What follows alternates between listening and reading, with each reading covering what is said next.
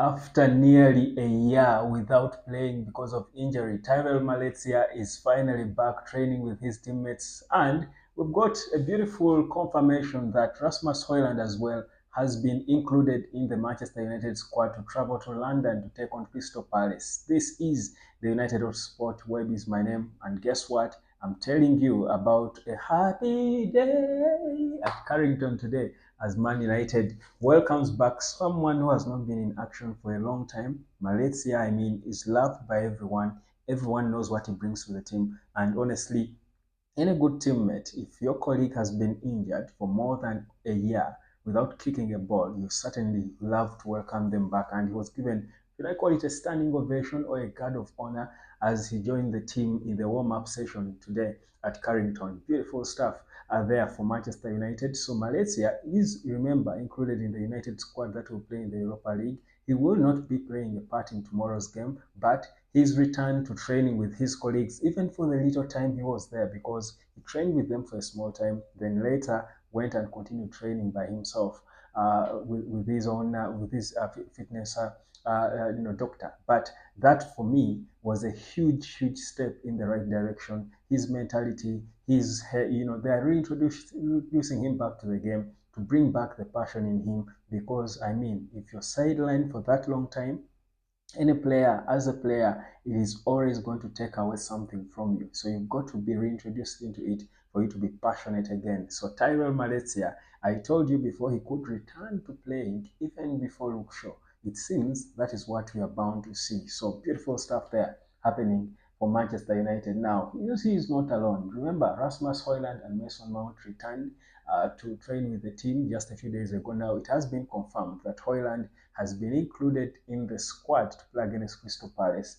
tomorrow, at least according to what I picked from my sources. So don't even be surprised by the way if Hojlund starts the game. I told you, knowing Erik ten Hag, he wouldn't want to start him. He would bring him off the bench for a few minutes to introduce him back to playing. But don't be surprised if he's so fit, because I can imagine he's extremely hungry to play. He could start. Or Erik ten Hag could still, by the way, start Ahmad, Garnacho, and Marcus Rashford as a false nine. So either way, we've got depth in the squad. I've seen people going for that, by the way, as an option. For some reason, people don't seem to think Joshua Zirkzee is good enough to be starting when Hojlund is not there. In fact, there are people who feel Marcus Rashford is better as a false nine. Honestly, never mind him scoring in the goals he scored in the Carabao Cup. I don't really enjoy Marcus Rashford as a false nine. He doesn't want to play there anyway himself. Well, maybe Ruud van Nistelrooy is trying to make him fall in love with it, but it's not his thing, quite honestly. But also, the kind of pace he has, such a fast player is not good playing central.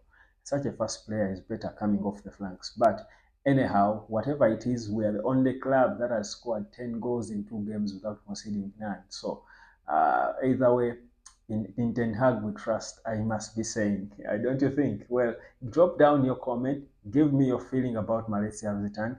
Give me your prediction as well. Now, meanwhile, Manchester United confirmed the signing of Lucelle, the youngster who we poached from Crystal Palace. We confirmed his signing, of course, joining in there from the Crystal Palace Academy after refusing to put pen to paper on a contract extension or a stay at Crystal Palace, opting to go to Manchester United.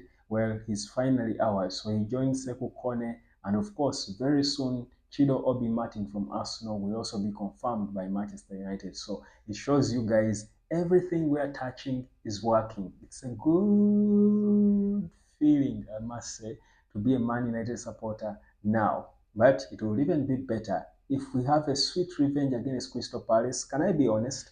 And I know we're going to beat Crystal Palace, but beating them won't be enough. Given the fact that they beat us by 4 goals to nil, if we are in a good mood now, if we are in a good element like we are now, my feeling is we should be destroying them to revenge and show them where they belong, put them where they belong, because all our players are fit. Martinez, Delete, nearly all our key players are fit. So what's the excuse for us not obliterating them? And it seems these players have mastered Erik ten Hag's patterns. So the best test for them should be a team that brings the game at you. Glasner's teams, Crystal Palace brings the game at you. They do not sit back and coy.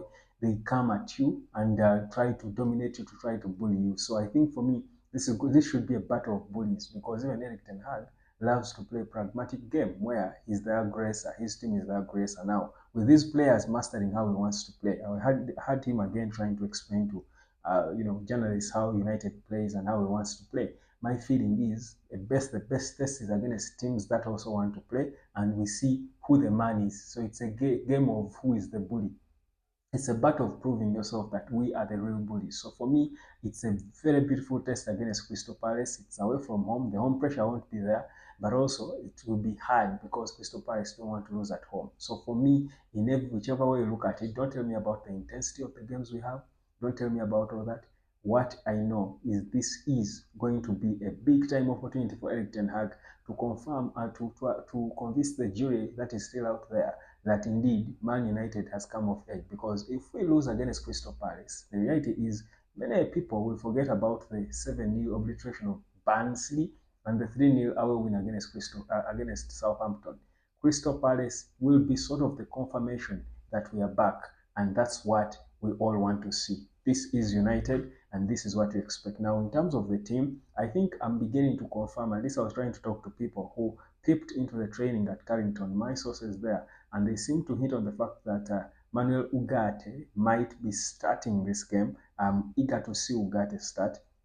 Casemiro too. I think my probable lineup might not be so far from it. If you do recall, if you didn't watch my video from yesterday and see what my probable lineup was, I think Casemiro and Ugarte will be starting. Kobe Maino might be rested, and I'm hoping that he is indeed rested, but of course brought on later on in the game, because I expect I really feel like he's really played so much football at his age and he needs a bit of rest. But whatever the case, whichever starting 11 Erik ten Hag comes up with, I think Manchester United has got only one result to give us. Not a beating of Crystal Palace, an obliteration, a thumping, a walloping, a whitewash, brush them aside, find any fitting superlative to describe the biggest goal margin we need to score against this team that beat us by 4 goals, fam. 4 goals. How can Crystal Palace beat United by 4 goals and we don't revenge about that? And we don't revenge. I won't be comfortable. I won't be contented. I mean, we've got to obliterate them. Not an easy game, but we are in the mood.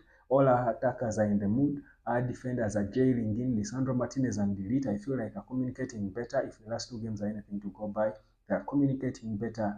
I'm telling you, Ten Hag better not really tinker, because I think we've got an idea of what our starting 11 should be.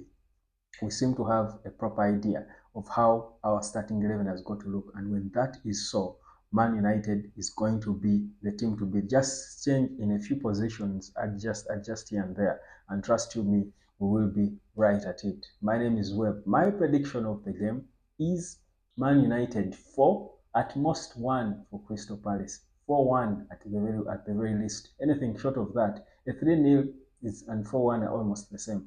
But anything short of an obliteration, I will be here with my match reaction to vent on it. My name is Webb. Like, share, and subscribe. This is the United Sport. Peace, love, and harmony.